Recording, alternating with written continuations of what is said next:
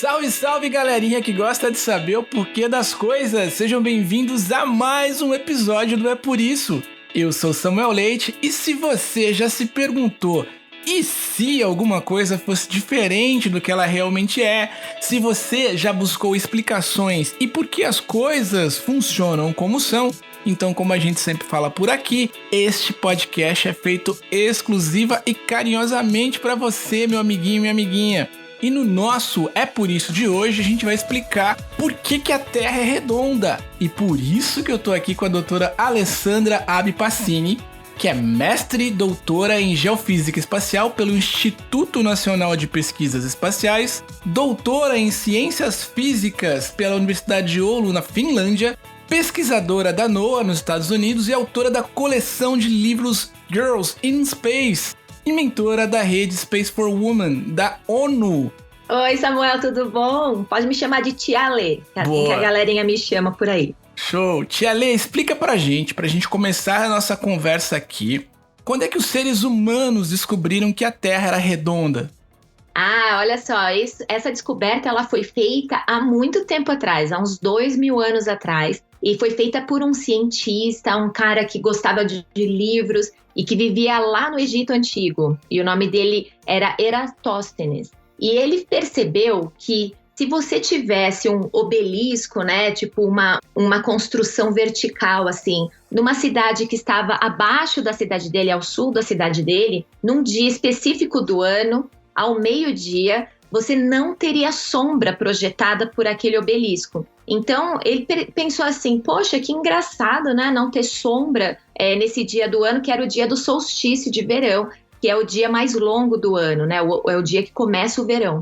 E ele falou assim, como um bom cientista, um bom detetive da natureza, ele pensou, vou observar aqui na minha cidade se isso também acontece. E se a gente pensar numa terra plana, Samuel, você imagina que o Sol vai projetar a mesma sombra, o mesmo tamanho de sombra em todos os lugares, já que ele está bem distante da gente, então ele vai iluminar da mesma maneira uma coisa plana, né? Um planeta plano, teoricamente. Então ele refez o experimento, né? Ele observou, pediu para ele contratou um cara para correr até a outra cidade, medir a distância entre as duas cidades e observar o fenômeno nessa cidade ao sul de Alexandria. E ele percebeu que realmente nesse lugar não tinha sombra ao meio-dia do dia do solstício, mas em Alexandria tinha uma sombra. E ele mediu a sombra direitinho e com a distância entre as duas cidades, ele fez uma continha bem simples de trigonometria e percebeu que só poderia ser explicada aquela observação se a Terra fosse curva e não plana.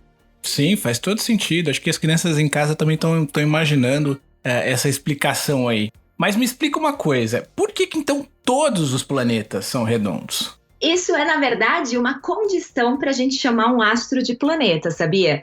Ele precisa ser quase esférico. E por que isso acontece? É porque na formação de um planeta, de uma estrela, né, quando você começa a formar um astro desse tipo, assim, no espaço, a gravidade, ela precisa começar a juntar matéria, né? Então, o que acontece é que você tem uma nuvem de gás ali e em algum momento você começa a ter um gás começar a ficar mais aglutinado numa região e com isso ele tem mais massa e vai atraindo mais massa, porque o campo gravitacional dele fica mais forte. E essa gravidade, ela acontece em todas as direções de forma igual. Então, ele atrai a massa de todos os lados possíveis e isso vai gerando uma esfera. Então, para a gente considerar um planeta, a gente precisa que ele seja esférico, porque isso é uma condição para que esse corpo tenha sido formado dessa maneira que a gente entende. Então, não tem como formar um planeta que não seja quase esférico.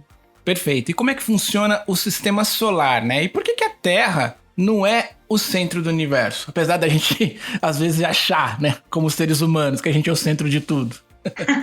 Essa era uma impressão que a gente tinha, né, até perceber quão grande é o universo, né, e que, na verdade, a gente é só um dos planetinhas que gira em torno de uma estrela maior que é o Sol. E por que a gente gira em torno do Sol, né, orbita o Sol e não tudo orbita a Terra? pelo mesmo fator gravidade. Então, o campo gravitacional de um corpo muito massivo como o Sol, que é muito mais massivo do que a Terra, ele vai ser mais forte e ele vai ser o centro de massa desse sistema. Então, no sistema solar aqui, nos nossos planetinhas vizinhos, todos nós aqui orbitamos o Sol, né? Temos os satélites naturais, que, por exemplo, a gente aqui no planeta Terra tem a Lua, né, que está muito mais próxima da Terra, então ela acaba sendo presa pelo campo gravitacional da Terra por questão de proximidade. Então, a única coisa que orbita a gente mesmo é a Lua e todos os satélites artificiais que a gente coloca em órbita.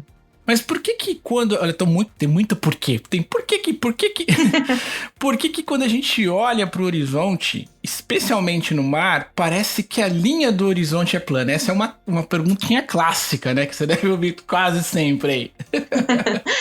Porque a gente tem que sempre entender que a nossa perspectiva, ela é limitada pela nossa dimensão. Perfeito. Nós somos seres pequenos em relação ao tamanho da Terra, né? E a Terra é um planetinha pequeno em relação ao tamanho do Sol. Então, isso que é a beleza da gente estudar o universo, né, Samuel, e começar a olhar para cima, assim, o céu, o espaço, ele traz essa perspectiva pra gente. A gente é um ser pequenininho, então, imagina se você é uma formiguinha e você tá andando, assim, numa bola de basquete. Uhum. Você, formiga, você vai olhar em volta de você e você não vai ver a curva da bola. Sim. Você vai ver um horizonte plano, assim como a gente vê um horizonte plano no planeta. Faz todo sentido. Formiguinha, lembre-se sempre disso, crianças. Somos formiguinhas numa imensa bola de basquete. Adorei a analogia. Isso aí. Olha só, Tia Lia, a gente aqui no nosso podcast sempre faz um exercício imaginativo, lúdico, né? Quase fantasioso das coisas. Daí a ideia do é por isso e do e se. E a gente queria te perguntar, sobre o teu olhar, o que aconteceria caso a vida na Terra fosse em um planeta plano? Olha que maluquice. Como é que você acha que a vida na Terra se daria nesse planeta plano, digamos assim? Isso é engraçado pensar isso, porque a gente não se liga, né, que muitos dos processos que a gente está acostumado a vivenciar aqui na Terra, eles são dependentes do fato da Terra não ser plana, né, da Sim. Terra ser uma coisa, um astro quase esférico. E, por exemplo, as estações do ano, elas não aconteceriam, né? Você não teria diferenças de estações do ano no hemisfério norte e no hemisfério sul. Eu acho que um fato muito engraçado da gente pensar seria a questão da nossa gravidade aqui na Terra, né? A gente sempre é puxado para baixo, né? Por quê? Porque o centro de massa da Terra vai estar lá no centro e a gente está sendo puxado para esse centro da esfera, né, do planeta. Mas se a Terra fosse plana, você que estaria no centro ali dessa panqueca, sei lá como é que se imagina que a Terra é plana, você talvez estivesse sendo puxado para baixo. Mas se você mora lá num canto dessa panqueca, você não estaria sendo puxado para baixo, você estaria sendo puxado para o lado, porque esse campo gravitacional estaria te puxando para o centro da panqueca, entende? Sim. Então seria muito simples da gente perceber que a Terra é plana, simplesmente porque a força da gravidade em diferentes partes seria completamente diferente, Sim. inclusive em direção, não só em intensidade, né? Então não seria muito na vertical, seria até na horizontal. Olha que doido. E outra, não existiria, por exemplo, um campo magnético na Terra, que é o que protege a gente das partículas energéticas do espaço. Então, assim, todos os processos que a gente observa, eles são dependentes dessa geometria da Terra. Então, não teria vida, simplesmente não existiria, é difícil imaginar. Então, crianças, é por isso que a Terra é redonda. Olha, Tia Lia, muito obrigado pelo teu papo, pelos esclarecimentos, por essa aula que a gente teve aqui. Mas antes da gente encerrar o nosso papo de hoje, eu queria muito que você passasse os links, enfim, onde a gente consegue encontrar um pouco mais do teu trabalho, das suas iniciativas. Divulga aí pra gente como é que a gente consegue conhecer um pouco mais sobre o teu trabalho, sobre esse mundo tão bacana, né, da astrofísica, da astronomia, enfim. Explica pra gente um pouquinho aí. Olha, eu tenho um canal no YouTube que se chama O Que Diz a Física. E lá tem bastante vídeos diferentes, assim, para vocês assistirem sobre o Sol, sobre o espaço, né? O espaço próximo da Terra. Então, são vídeos legais para que vocês conheçam outros cientistas também, o que eles trabalham. E esse canal tá lá aberto no YouTube. Tem também minhas redes sociais que vocês podem me seguir lá no Instagram, é ale.a.pacini. Eu vou ficar feliz de responder perguntas e todos os porquês por inbox que vocês me mandarem.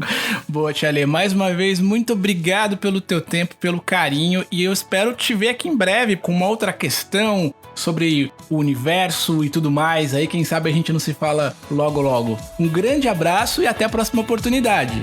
Um abraço, Samuel. Contem comigo. Tchau, tchau. Tchau.